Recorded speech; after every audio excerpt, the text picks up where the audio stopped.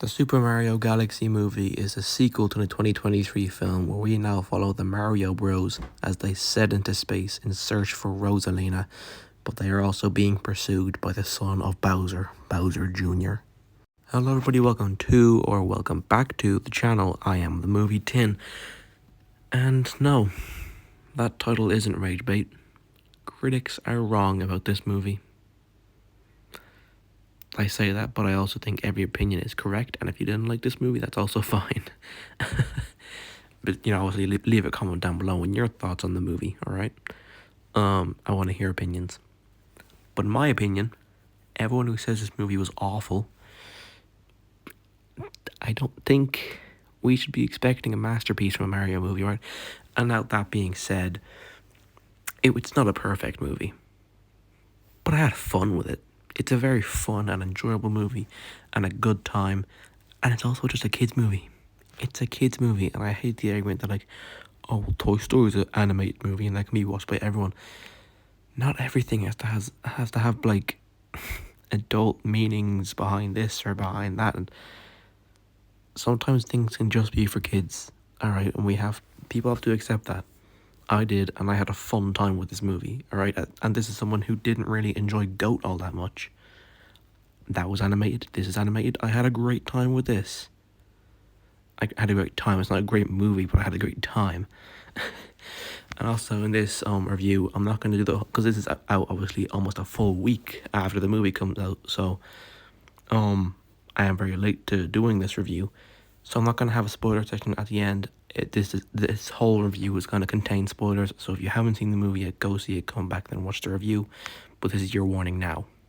So instead of having a spoiler section at the end, I'm going to have throughout the whole review, but instead of doing nothing at the end, I'm instead going to get into my theories for the third movie and what that could look like, because obviously we're getting a third movie, alright? We definitely are. This is most likely going to do just as good as the first movie at the box office, so we're getting that third movie, and I'm going to get into theories for that at the end of this. So yeah, just spoiler warning for the whole review, alright? I'm going to be getting into spoilers, so come back if you haven't seen it. I'll see you later. Let's get into the review. So, in my opinion, I don't think this is as good as the first movie. I think the first movie is a really, really good movie, whereas with this one, I just had fun. And I had fun with the first one as well, but the first one was just a better time. It just felt really more like a movie, and it was a really good time, and it was just a good movie, all right. And this one I don't enjoy as much. So yeah. So let's just get into the voice casting. I was gonna save this for positives, but I'd rather just bring it up here and then have two spots for other positives. But anyways, yeah, just for general conversation, this is the voice acting in this is very good from everyone. I know people still complain about Chris Pratt as Mario, but I think he works. He really works, and so does everyone else. With Jack Black as Bowser, Childish Gambino as Yoshi, crazy, and even Benny Safdie as Bowser Jr., who I will get into just in a minute here. Everyone was at their A game. Everybody in this was so good. Next thing here, I just kind of want to talk about the theme of this movie, because this movie does have an underlying theme and it isn't really explored to its fullest. But the theme of this movie is kind of family and relationships, because obviously we have Bowser and Bowser Jr., but we also have, again, spoilers, Princess Peach and Rosalina being sisters, which is a big change, and obviously probably they're not going to implement that into the games, but it's a relationship we have in here, and the movie's kind of about family, because obviously Peach and Rosalina being sisters is a big reveal, and just Bowser and Bowser Jr. You can tell at the start Bowser isn't really agreeing with what Junior's doing, trying to kill Mario and Luigi, but then he kind of comes around because it's his son, it's his family, and he chooses his family over someone who could be his friend. And it just kind of shows family influence on people, on each other, in families. If I'm stuttering a lot more in this review than other ones, it's because I didn't write a script for this one. Usually I jot down stuff beforehand and just read that off This is just free balling.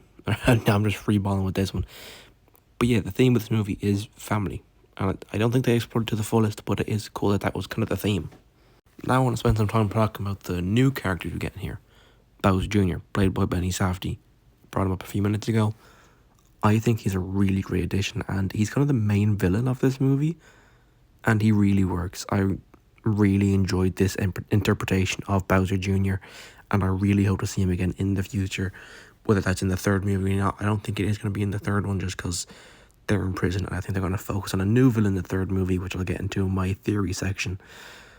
But like, if he comes back in the future with like the other Koopalings, I would love a whole movie of those as villains, because Bowser Jr. in here, really cool, especially with the paintbrush. Next is Rosalina, played by Brie Larson. Someone I'll talk about again in my negatives. But we'll get to that when we get to that. The screen time she did have in here with the opening scene, she was badass. But I'll talk about the bad things in negatives.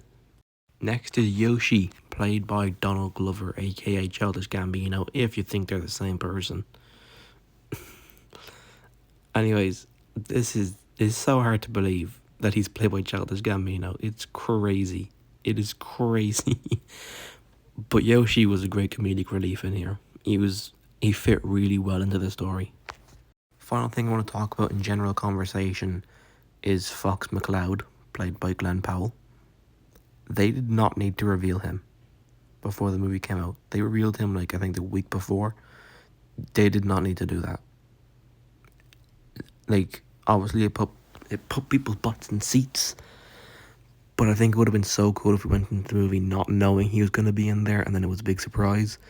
They kind of ruined that, and people are saying, oh, they had to reveal him. Now that the movie's out, they had to reveal him. He was in a good chunk of the movie. He was still kind of a cameo. Like, he came in an hour in and then didn't have a lot to do. He was a cool character, don't get me wrong. I really enjoyed him being in there, but they did not need to reveal him beforehand. Alright, now it is time for me to get into my positives. First positive is the final fight. Everything in this final fight was so cool. The paintbrush, the different power-ups, Dry Bowser, the dragon from Odyssey. It was just such a cool final fight. Even the little Mario Maker sequence, so cool. Also, and this goes without saying, the animation. This is a beautiful movie. Great to look at. Alright, now that we have that out of the way, let's get into negatives. First is the wasting of Rosalina. Again, she had a cool opening scene, but then she just is captured for the rest of the movie, and they do a really big disservice to her character. Hopefully in the future she gets a lot more to do. Even Brie Larson did a really good job voicing her, but she just had nothing to do. Next is the ending. The ending is extremely rushed. It ends off with them fixing Peach's castle, and then it ends. Like, Fox McCloud doesn't get an ending. Bowser and Bowser Jr. don't get an ending to the I mean, he does get an ending. But people like Bowser Jr. and Fox McCloud all don't get an ending until the first post-credit scene. You can't do that. That's not a good way to end your movie, but yeah, it was just a very rushed ending. Alright, now that we have all of that out of the way, I'm just going to get right into my theories for the third movie and what that could look like. So obviously the end credit scene for this movie is Daisy, and this kind of confirms to me we're not getting a Smash Bros. Movie for at least another few years. It's not going to be the next movie anyway. Next movie is probably going to be Mario Land, kind of a step down from Galaxy, but yeah, and also we're not going to get Bowser and Bowser Jr. as the villains, I feel, which makes sense. Time to bring in new villains. But the villain of Super Mario Land is, I think, Tatanga. That's how you say it. But I feel like we should get Wario, even Wario and Waluigi, but probably just Wario, because he does come in Land. He does only come in Super Mario Land 3, but to have someone as your next step after Bowser and Bowser Jr. is Wario, at least just Wario. I'd be happy with both though, Wario and Waluigi. I hope it's not Tatanga, because he's not like a list Mario villain, but if he is, I'm sure they'll make it work. Also, I feel like we could get a Star Fox spin-off in the future. A lot of people are saying we won't, it's just to set up the new game. which is probably the case, but I hope we get a spin-off because he was very cool, even if he is in a future Smash Bros. Movie, whenever we get that. Anyways, that's all I have to say about the Super Mario Galaxy movie. Overall, I'd give it a 7.5 out of 10. I would say that could go after a rewatch, but I just rewatched it before making this review, so I mean, after first watch it was just 7, but after rewatch it went up by 0.5, so it could go up again after another rewatch.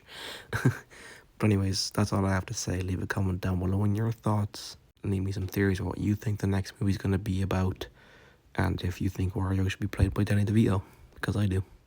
Anyways, thanks for watching, and I'll see you in the next one. Bye bye.